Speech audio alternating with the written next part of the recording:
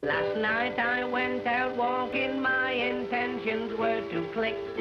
But the sights I saw while walking out, they nearly made me sick.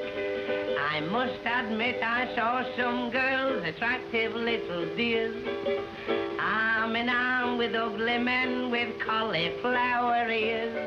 So if women like them, like men like those, why don't women like me? I would go out tonight, but I haven't got a stitch to wear. This man said it's gruesome that someone so handsome should care. Na, na, na, na, na, na. This charming man.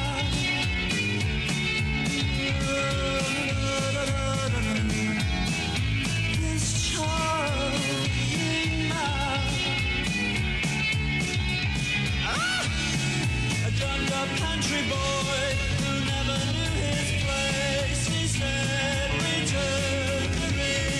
He knows so much about these things. He knows so much about these things. He knows so much about these things. When I first heard the Smiths' demo tape, well, I had that kind of feeling, you know. You couldn't immediately say, oh, well, of course, they've been listening to the Velvet Underground or the Doors or somebody like that. It did seem to be something which had just arrived, which is one of the wonderful things that happens in pop music, you know, is the fact that things suddenly spring full-armed from the ground, probably another misquote, but, I mean, you know what I mean, and appear to have not been influenced by anything that's preceded them. They've given rock music an Englishness that no other group has, not even the Beatles. Because the Beatles were singing in American accents, by and large. And one could say, yes, you know, they did all this and they brought in this Liverpudlian accent, and the Rolling Stones tried this Cockney thing, the Sex Pistols tried this, you know. I think the Smiths are the first group to have perfectly integrated this form to a point where they are the first real, you know, the first great pop group. The first great English pop group, the first original pop group. I mean, that's going to get, you know, really, I'm really putting myself on the line there. But I think at the end of the day, in 10 years' time, and I stake what remains of my critical reputation on this, but in 10 years' time, the Smiths will be viewed in the same way that the Beatles are now viewed. I feel the Smiths create their world. And not many groups do that. In much the same way, if you like, as people like George Formby created their world. And the Smiths create their own environment. And you can either go in, or you can say, no, I want Diana Ross instead. And it's your choice, really. So I broke into the palace with a sponge and a rusty spanner. She said, I know you and you cannot sing. I said, that's nothing, you should hear me play piano. We can go for a walk where it's quiet and dry and talk about precious things. But when you're tied to your mother's apron, no one talks about frustration.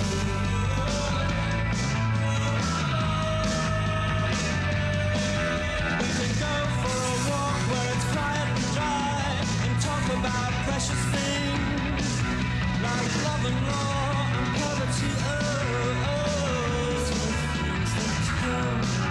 We can go for a walk where it's quiet and dry and talk about precious things. With the rain that flattens my hair.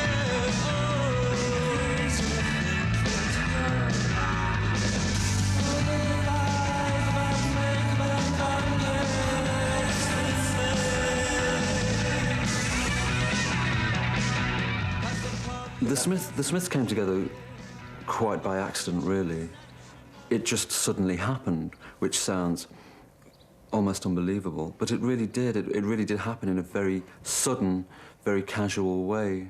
The meetings between the group members was very accidental, almost. And it was also at a very barren time in 1982 when everybody seemed to be lost and the vile elements were taking over and everything was, music was just horrendous, and it was very synthetic and it was very fake, and it was, the pop star was back and the regimented pop star was back, and the punk ideals for the first time seemed to be totally dead, really.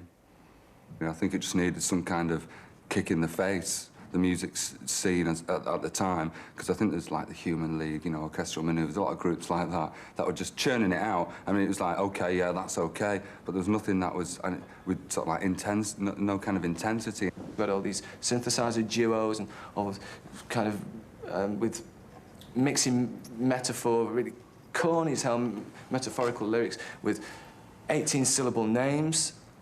I mean, so we just went, and because we understood all that totally, and because, as I say, I've been involved in it to an extent and observed it in London, we just turned the whole thing around. We called ourselves the Smiths, and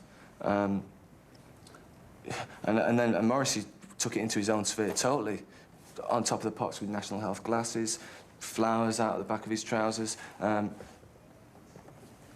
standing up for the Gawk.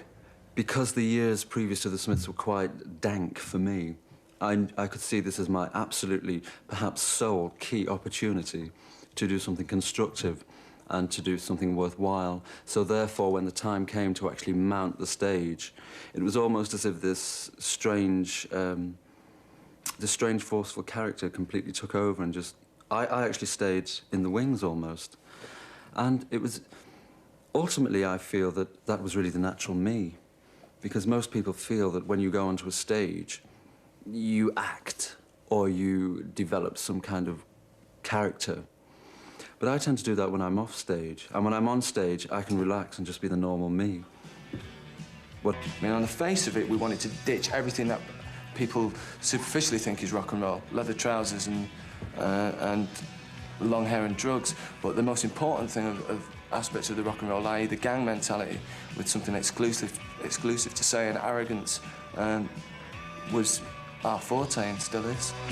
I took one look at Morrissey. I was sitting at the tea table at the time, and I couldn't believe it. This emaciated man hurling flowers about the place with this fantastic, you know, pale features and chiselled jawline, you know. I thought, he's for me.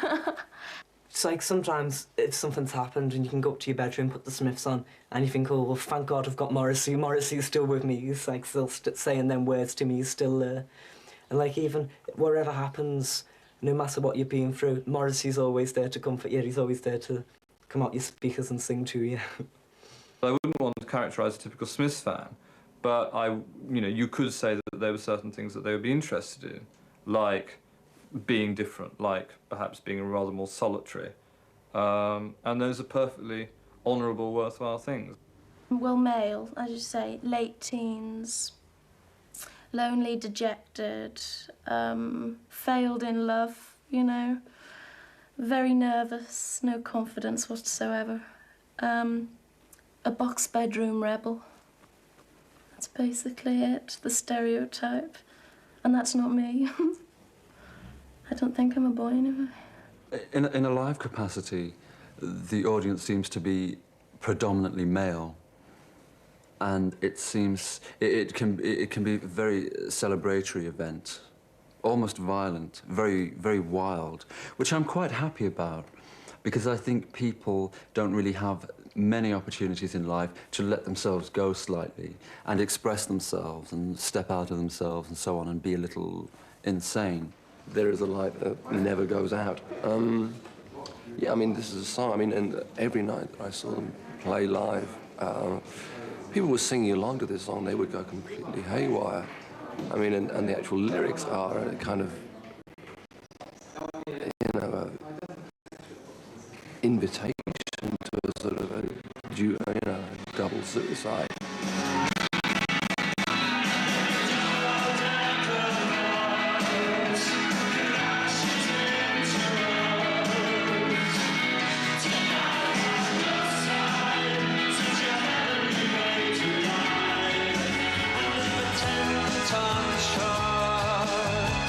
Kill the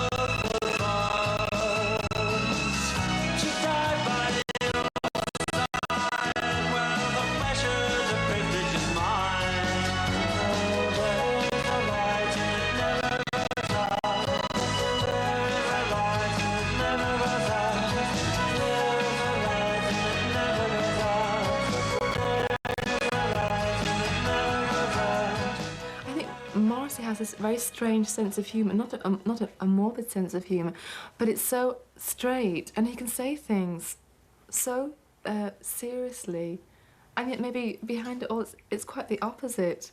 And I think a lot of people totally misinterpret, totally, whatever he says and things he does. People, they choose to see, yes, the Smiths as being very morbid and maudling and, you know, very northern and gloomy.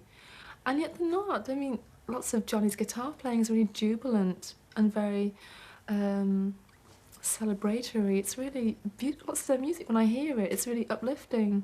I mean, on more than one occasion, I've actually laughed out loud at Smith's lyrics, and I don't often do that. I don't often laugh out loud at anything much. And I think that they're very funny lyrics, and I cannot understand why people assume that what they do is essentially miserable. I suppose because there are a lot of references to kind of death and pain and so forth in the lyrics, but again, it's done in the same sort of way as like books like The Loved One, you know, where it's sort of ironic, really. And I don't see them as being miserable at all. I get rather cross when people tell me they are. I dreaded sunny days, so I'll meet you at the cemetery gates. Keats and Yeats are on your side. Morrissey and I quite often, he'd just telephone and he'd say, oh, let's meet somewhere. We used to go walking on fine, sunny afternoons to Southern Cemetery in Manchester. So we go inside and we gravely read the stones. All those people, all those lives, where are they now? Oh, with love and hate and passions just like mine. They were born and then they lived and then they died. Seems so unfair, I want to cry. It was very peaceful and beautiful, but it wasn't done in any sort of morbid sense. Talking about it now seems quite strange, but at the time it seemed very natural. Or we'd go wandering in Moss Side and just, hours and days wandering, just the two of us, you know, together but very alone at the same time. It's like extremely intimate, but then extremely sort of very separate. We were always quite separate at the same time.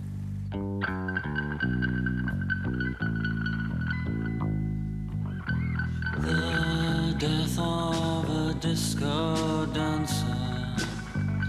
Well, it happens a lot round here. And if you think peace is a common goal, that goes to show how little you know. Well, we did, quite often go out. We said, let's, go out tonight. And there'd be all these sort of hairdressers in wonderful clothes, and they all look so happy, and they'd be dancing, drinking. Morrissey and I sort of sat there like we're at a funeral. I never talk to my neighbour, I'd rather not get involved. I mean, we would follow people around, sort of like little lambs, sort of looking at them saying, oh, aren't they beautiful? And like, we were looking through a window at somebody. He'd say, do you think they're really happy? And I'd say, well, I think so. I hope so. And he'd say, well, can we ever be like that? Could I ever be like that? And of course not. No, he can never be happy. I don't think. I pray to God that one day he's happy, but, it's taking a long time coming.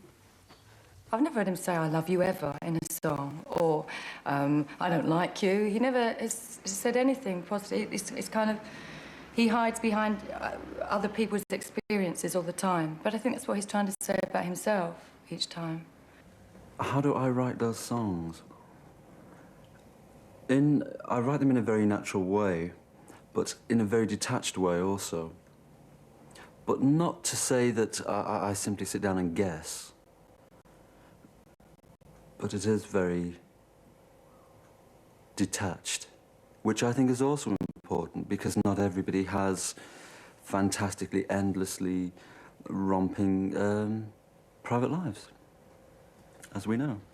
There is a sort of ambiguity. I mean, you're never quite sure who he's singing to or who he's singing about.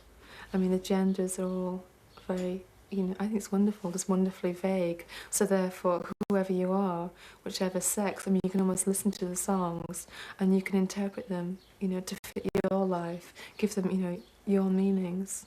There's some very disturbing things going on in those lyrics. But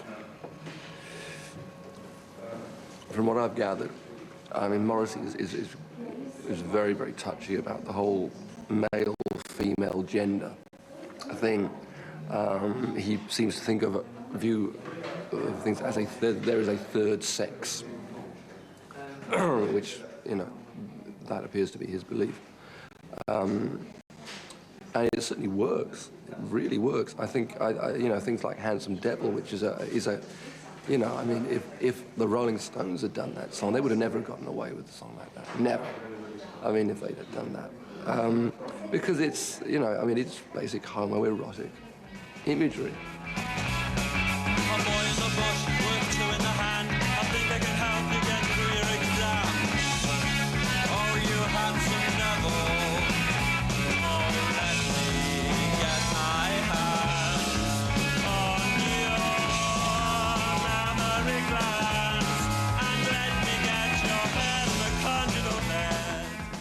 I wouldn't say that I sing from a staunchly male point of view.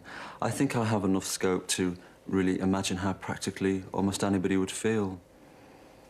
And for me to sing in an exclusively male point of view is just very standard, really. One doesn't have a particular sex when you sing. I mean, you've had so many lifetimes being a man or a woman or indifferent. I mean, so you can sing about all of those. But I would do it in the first person. He does it in the third. Girlfriend in a coma, I know, it's serious. Girlfriend in a coma, I know, it's really serious. There were times when I could have murdered her, but you know I would hate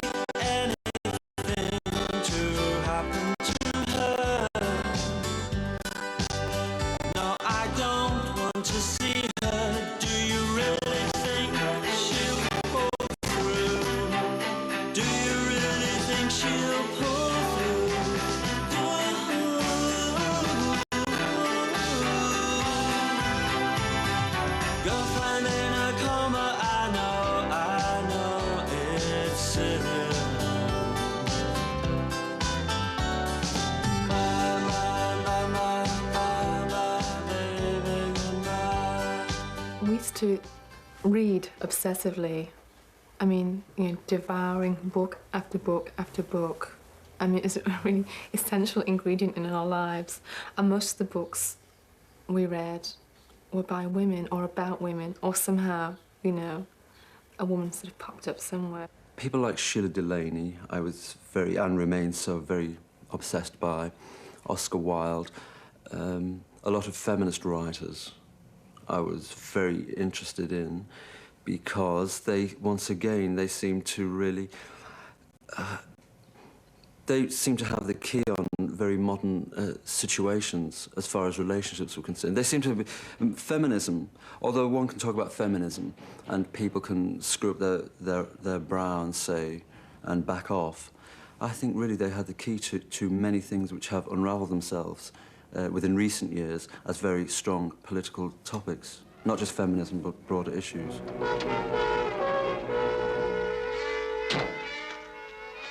Now, don't keep me waiting. I want a drink. You've had enough. Look, I'm not hanging about in this filthy hole. Wait, where you like, then? Certainly Sheila Delaney and Alan Bennett, I see a great deal of similarity in the way they write and the view that they have.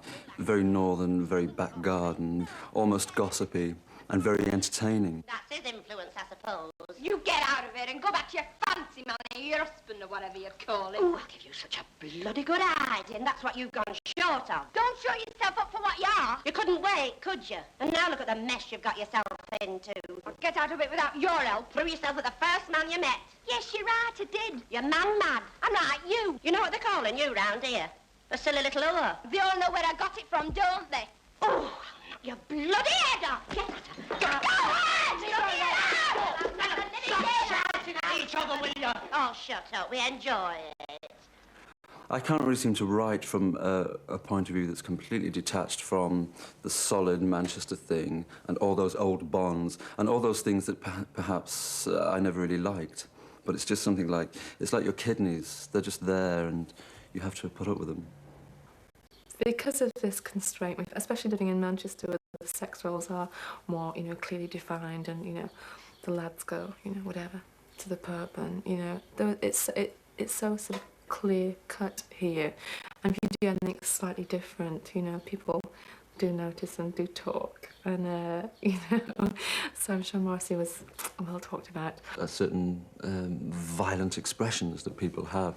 Sometimes I can really understand them, because sometimes, and certainly when you're like Arthur Seaton from a working class background, you have to be very over-expressive and you have to be overtly demonstrative in order to get anywhere or to be heard and so on.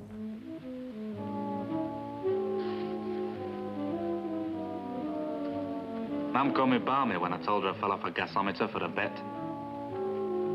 But I'm not balmy. I'm a fighting pit prop that wants a pint of beer, that's me. But if any knowing bastard says that's me, I'll tell him I'm a dynamite dealer waiting to blow the factory to kingdom come. I'm me and nobody else. Whatever people say I am, that's what I'm not. Because they don't know a bloody thing about me. God knows what I am. I became very interested in film history. Quite specifically, films from the early 1960s, such as A Taste of Honey, Saturday Night and Sunday Morning. Films with a common thread, I would say.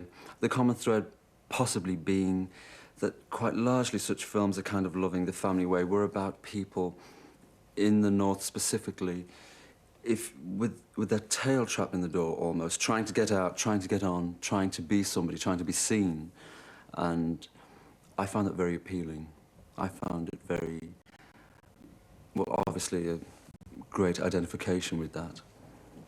Because that's really the way you feel in Manchester. Shaddy, yaddy, yaddy, yaddy, yaddy, like your life. Oi! Shadows!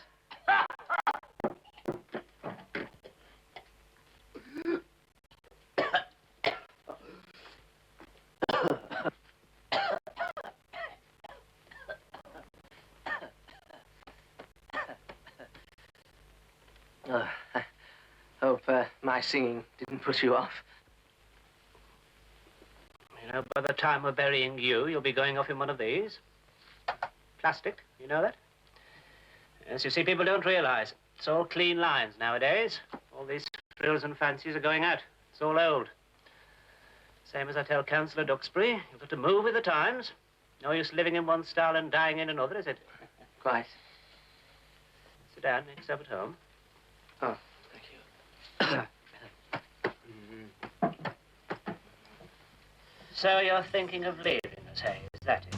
Frankly, Mr. Shankly, this position I've held, it pays my way and it corrodes my soul. I want to leave, you will not miss me. I want to go down in musical history. Frankly, Mr. Shankly, I'm a sickening wreck. I've got the 21st century breathing down my neck. I must move fast, you understand me. I want to go down in celluloid history, Mr. Shankly.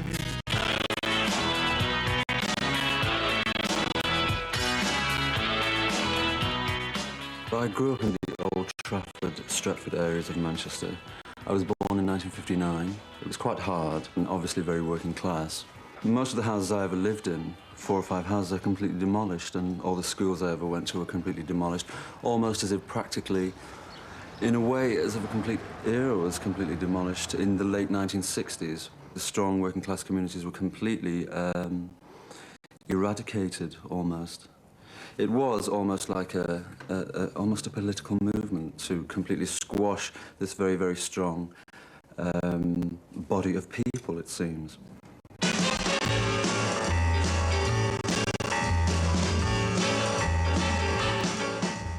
began to buy records in 1965, very obvious pop things of the time, which were the most important things in life to me. And it always remained so. All the records I bought, they were friends. These people knew me and I knew them, and they were in my life.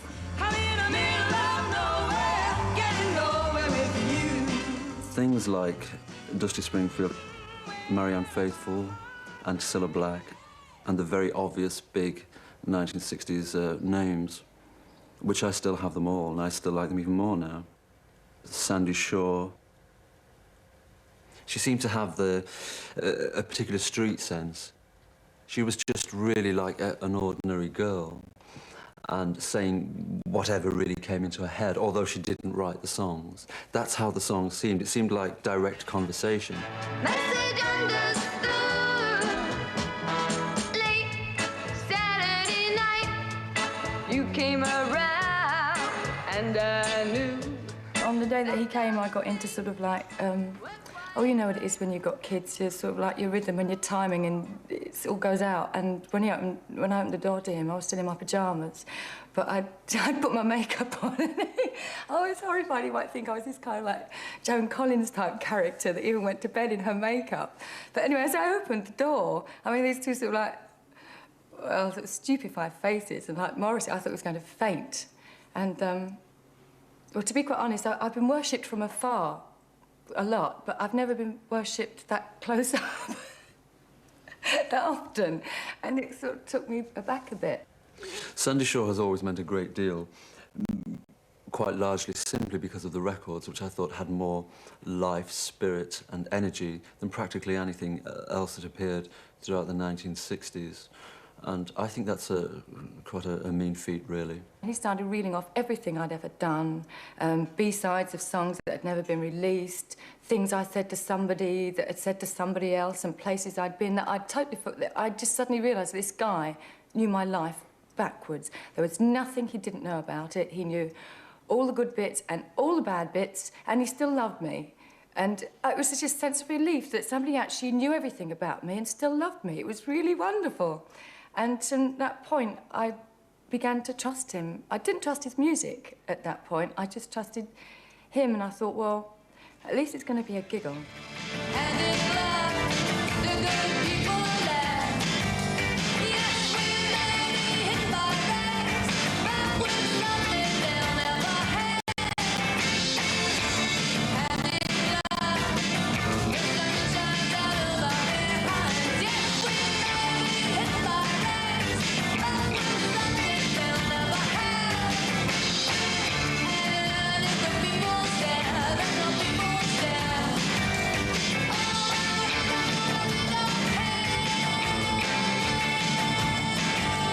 Like when I went for a photo session with him, they'd put me sort of like on a level just above him, so I couldn't actually see what he was doing. And so it was clicking when I was looking at the camera, and all of a sudden I looked down, and he'd got these rosary beads out and was looking up at me like this. These rosary beads. Put them away.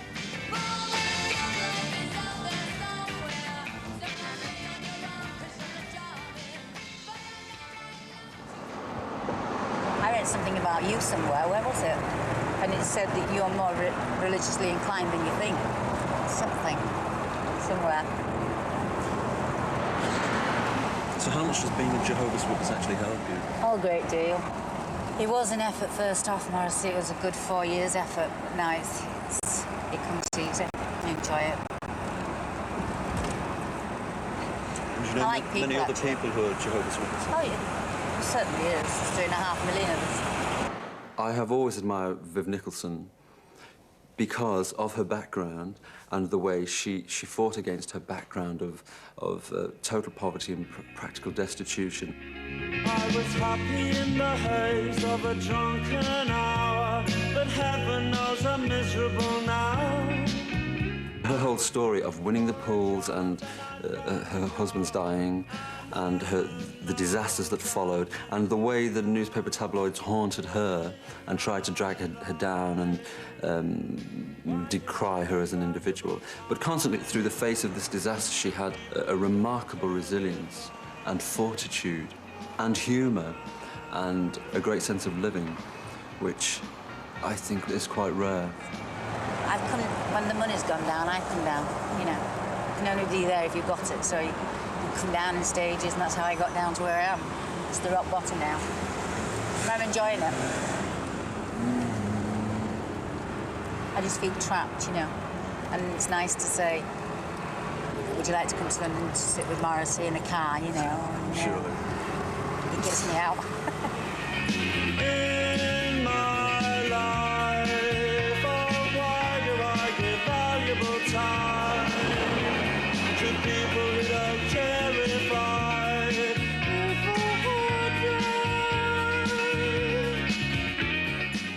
I like the fact that when punk came along, that it did demystify the whole process of making records, that people realised that if they knocked over a few phone boxes and sold somebody's motorbike, they could raise enough money to put out a single. But in those days, a lot of bands, having done that, then broke up because they were perfectly happy to do that. They'd achieved something that they'd wanted to achieve. They didn't see it as part of a kind of lifelong career process. When punk began, I was 16, 17. It meant a great deal to me because within the Manchester area, it was very exciting, and it was very big, and it was very important. And there were a lot of key voices within the punk movement who came from Manchester. So therefore, special attention was paid to the area, and it was very thriving, very busy.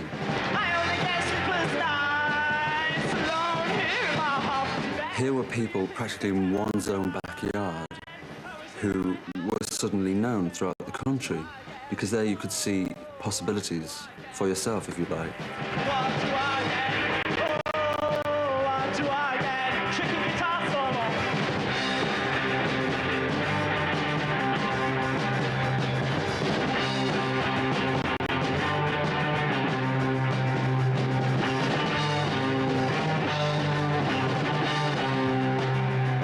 Personally, I thought all those groups were crap.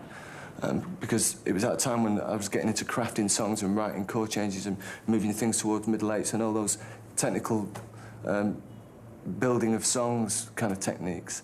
And none of those groups could do that. I mean, I understand now that it was probably a good thing for music, but at the time it meant nothing to me. The girl groups and Full Spectre was a big influence, a Redbird record label. That was really my main inspiration in trying to play the music that we ended up playing. Get away from particularly synthesizer duo kind of music. Drum machine orientated disco music was quite a big thing even then. And I was delving into the Redbird collection. A lot of Lieber and Stoller stuff, mainly, they were and probably still are my favourite writers. There was one day Joe Moss gave me a video which was really important to us now of a Lieber and Stoller interview. It was, as I said, were a really big influence. And where one of them, I can't remember which, said he just got to the point where he knew who the other guy was and they hadn't met, and he thought, well, if we're ever going to get together, I'll just go over there and knock on his door and say, you know, let's get together and write songs. We sounded very, very idealistic, but it caught my imagination, probably because I was, and I'm a very idealistic kind of guy, and so that's what I did. I think Johnny was the instigator, really. You know, he just went round and knocked on Morrissey's door, basically. Then he got Mike in, and he phoned me up. Learn to love me in the simple ways. Now, today, tomorrow, and always. My only weakness is a listed crime. But last night the plans for a future war was all I saw on Channel 4. Shoplifters of the world, unite and take over. Shoplifters of the world, hand it over, hand it over, hand it over.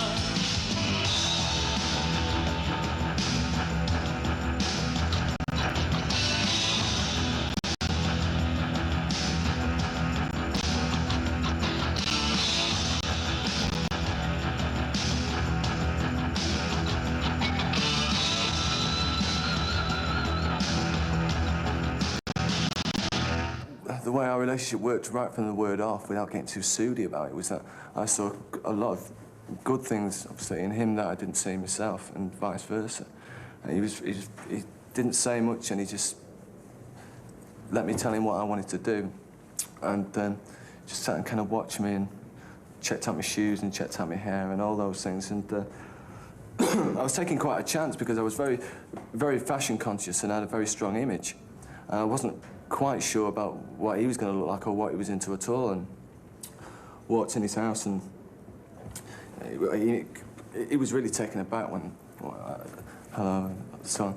And so he invited me in. The first thing I saw was this huge cardboard James Dean crucifix thing.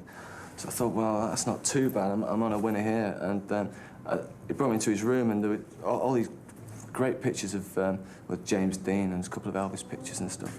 And immediately it became obvious that we had a hell of a lot in common as regards our feelings towards pop culture and records generally. He gave me a whole series of songs, batches of words, and just to see them on paper, I've literally never seen anything like it. Even as a fan of serious, quote, serious writers, you know, the Dylans and so on, because the first thing I saw was Suffer Little Children. I did have a fixation on the Moors murders, that I was perhaps a potential victim, if you like, a little bit younger than the victims. It was a very strong subject in Manchester throughout the 1960s, very, very strong, very almost unspoken thing. It was too horrific for people to think about and to discuss. I was taken aback completely because it was, the content was so serious, but at the same time very, very poignant and poetic. I just looked at them and straight away I worked out the kind of the music that these images evoked. But this is no easy ride for a child cries, oh, find me nothing more. We are on a solemn estimate. We may be dead and we may be gone, but we will be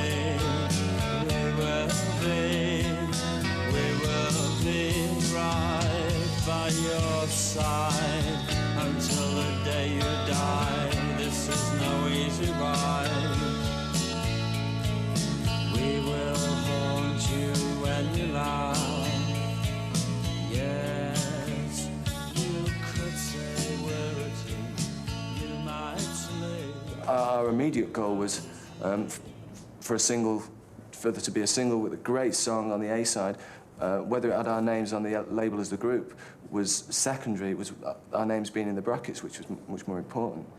Very into the songwriting ethic.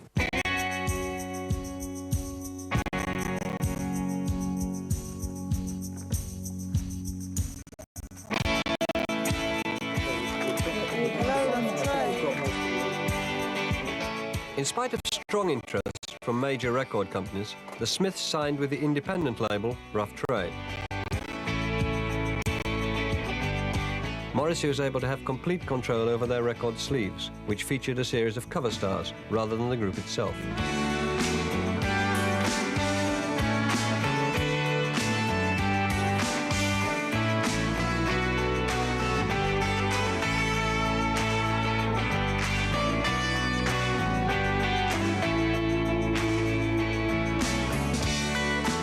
Many people had expected the group to sign with the Manchester label Factory, which had embodied the city's musical image since the late 70s. It was absolutely crucial that we didn't sign to Factory Records. Without putting down, not giving them, discrediting them for anything that they've done in the past, because they have been very important. But you've got to understand that their time was a few years before mine. I wasn't a punk rocker. It meant nothing to me, I was too young. I think it's quite typical of newer groups to retaliate and laugh at the previous generation somewhat and do completely the opposite, whatever that may be and whatever it may entail. And within the Smiths, there was certainly a great deal of that, because within the Manchester area, quite obviously, Factory was the establishment.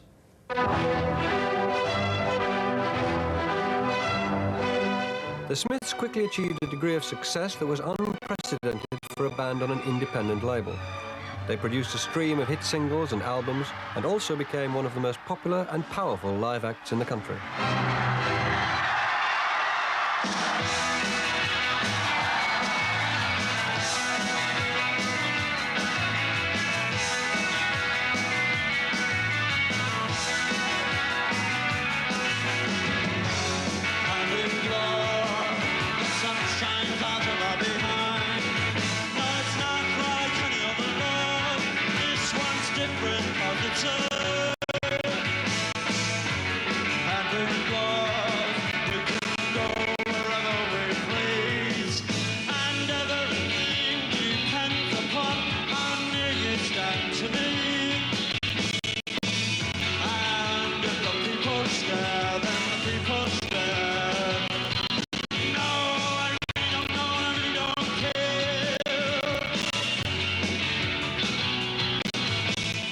felt that we had something that was ours exclusively. Image-wise, beads, a certain kind of femininity, and something which was no one else could really grasp, and which was like totally ours, and which belonged not to like just Manchester young people, but to me, my friends. I thought it was quite important to come forth and confront people and to look people in the eyes and say quite specific, strong things instead of poetic, esoteric, veiled things that people had to. People needed streams of notes to understand. It was very important just to say, but with words, of course.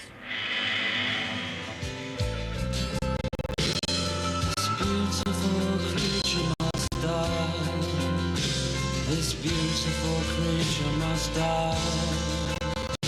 A death for no reason, and death for no reason is murder. And the flesh you so fancifully fry is not succulent, tasty or kind. It's death for no reason, and death for no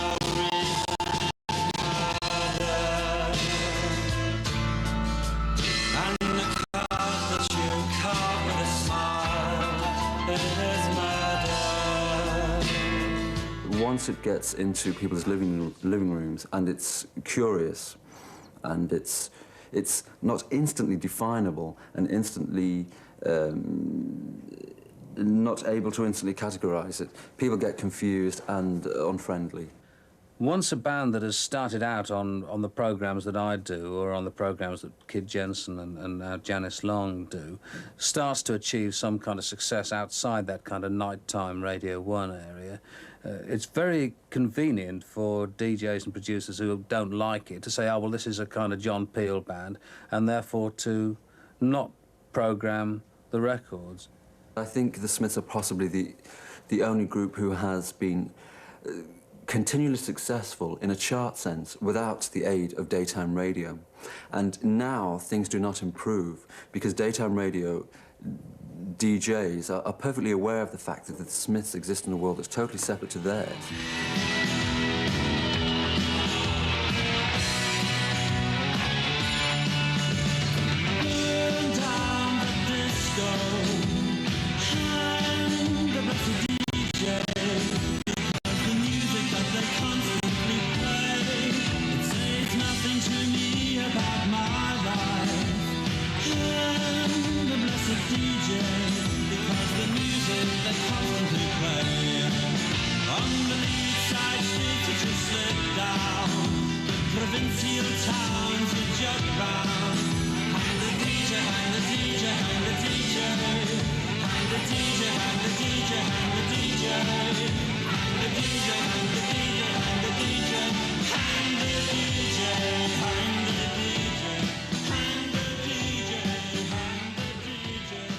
When you move in such a pleasantly smooth and monotonously organised institution, if you like, and if you don't really quite flow with that, you do seem to be, shall we say, a troublemaker. It's like all those old film stars who had their own notions about what they wanted to do. They were box office poison because they really knew how this film should go. And anybody who has any degree of inner control over their own art, well, it's hard really to fit them into the pop world, because obviously the pop world, quite sadly, is one of little depth, shall we say.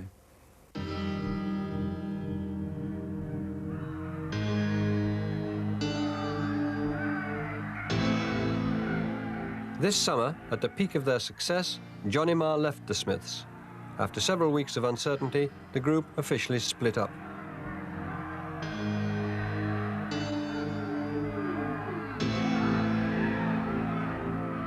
It was the end of the most original English band of recent years.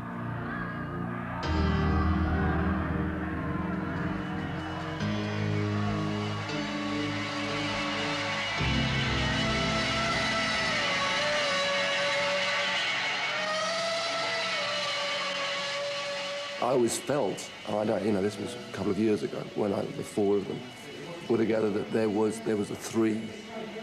And there was Morrissey, and it wasn't a very uncomfortable difference, but there were differences. Johnny is a, I mean, he's not a straightforward anything. He's an incredibly sharp, very, very sharp kiddie, as he would probably refer to himself as, and is a great guitar player. I mean, he is one of the last of the guitar heroes, you know.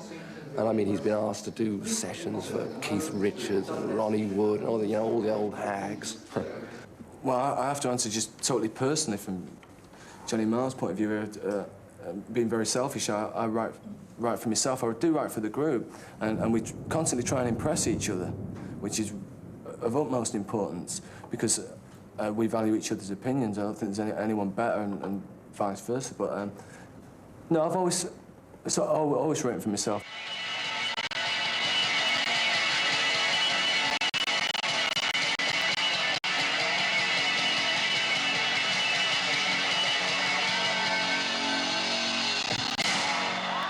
The way I see the whole spectrum of popular music is that it is slowly being laid to rest in every conceivable way. Even if you look at Madonna, I mean, Madonna I don't think could ever happen again, a Madonna figure. It seems like the final female pop icon, if you like. I mean, what could follow Madonna in that sense? So, with the Smiths on another level, I really do think it is true. I think this is really more or less the end of the story. Ultimately, popular music will end. I mean, that must be obvious to almost anybody. And I think these, the ashes are already about us if we could but notice them.